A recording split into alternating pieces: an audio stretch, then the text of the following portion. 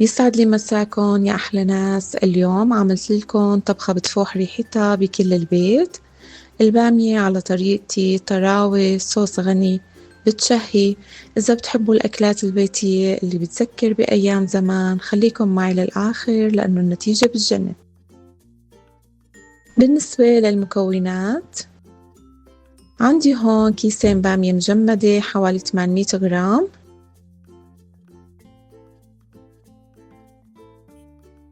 1 كيلو لحمة قطعة كبيرة، بصلتين كبار، نص كيلو بندورة مقشرة، ليمونتين، 4 سن توم.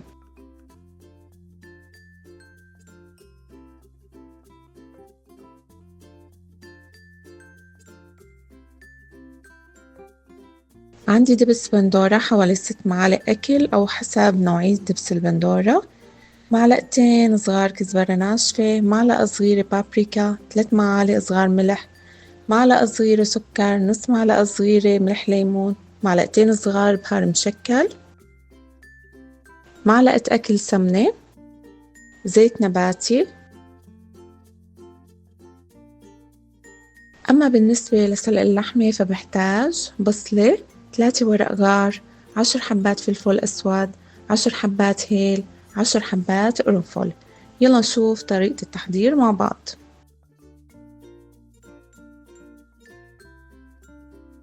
بالبداية حطيت شوية زيت نباتي، وهلأ رح نزل اللحمة عليه،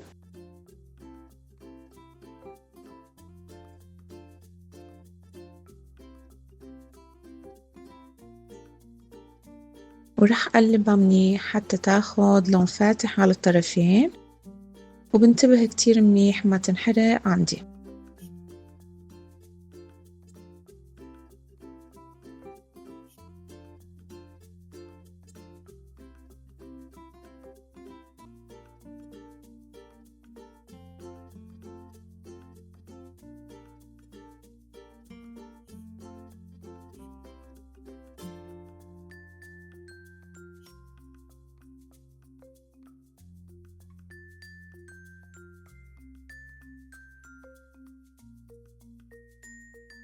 وهلأ بعد ما أخدت لون خفيف فاتح بهذا الشكل، أخدت حوالي دقيقتين معي، رح نزل المي غليانة عليها، طبعا حسرا غليانة حتى ما تشد عندي اللحمة، حوالي 2.5 لتر، اتركها تغلي عندي.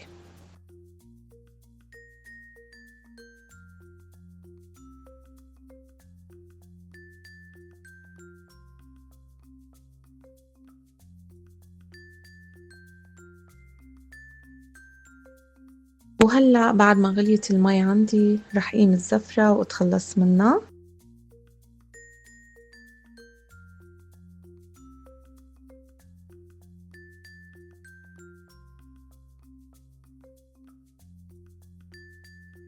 ورح نزل البصل والبهارات حتى تعطي للمرقة عندي طعمة طيبة.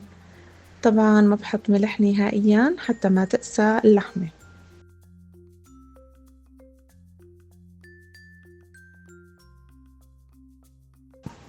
وهلأ سكرت الطنجرة وحطيتها على نار هادية لمدة 45 دقيقة. بالبداية حطيت شوية زيت نباتي، وهلأ رح نزل السمنة. أول خطوة رح أقطع البصل، حطه بالبلندر لحتى أهرسه، أو فيكن تقطعوه بالسكينة كتير ناعم.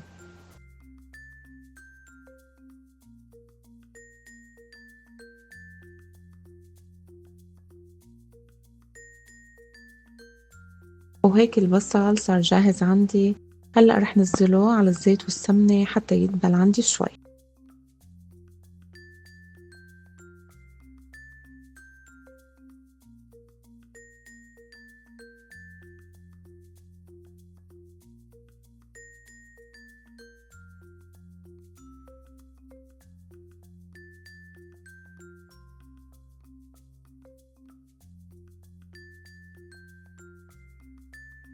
رح قطع البندورة المقشرة وأهرسها.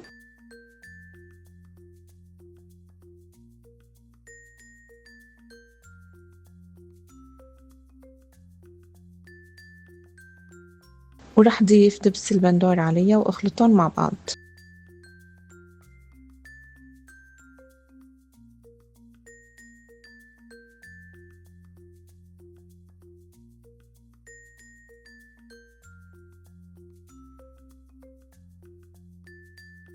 وهيك صار قوام البندورة ودبس البندورة بعد ما هرستهم مع بعض.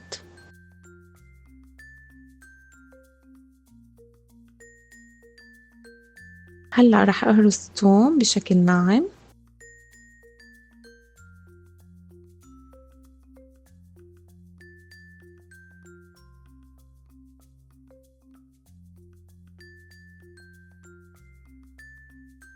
وبعد ما دبل عندي البصل شوي رح ضيف البامية. رح نزل عليهم الثوم حوالي معلقة صغيرة.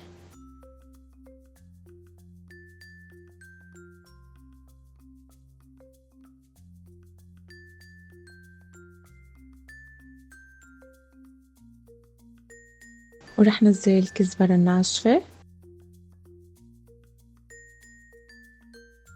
البهار مشكل،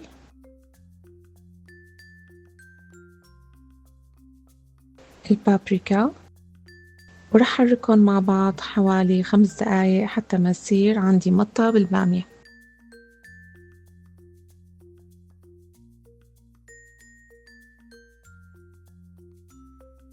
وهلأ بعد 5 دقايق رح ضيف اللحمة.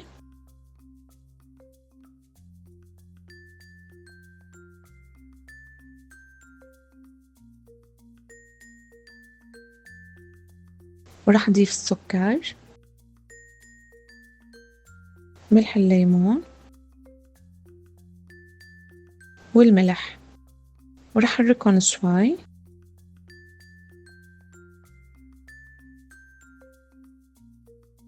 وهلأ رح نزل عصير الليمون ورح حركهم مع بعض حوالي دقيقتين.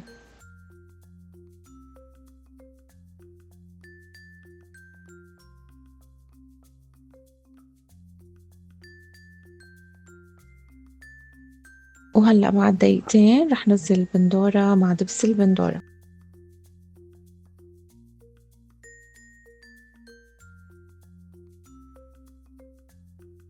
ورح نزل مية سلق اللحمة بعد ما صفيتها من البهارات.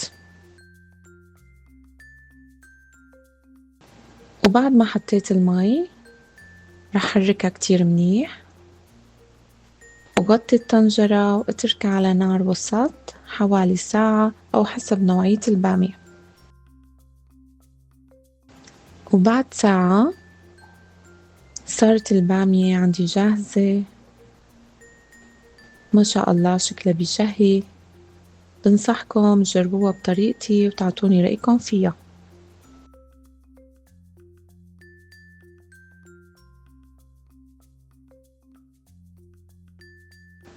وهيك أكلتنا صارت جاهزة.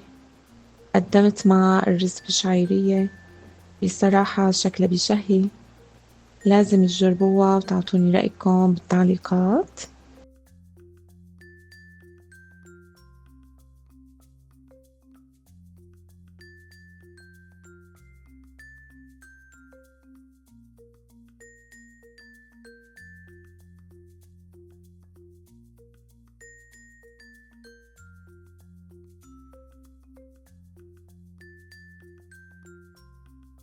وبنهاية الفيديو شكرا حبايبي للمتابعة. ما تنسوا تعملوا لايك وشير وسبسكرايب حتى تكبر عيلتنا أكتر. بحبكن كتير من فيروزة خانم. سلام.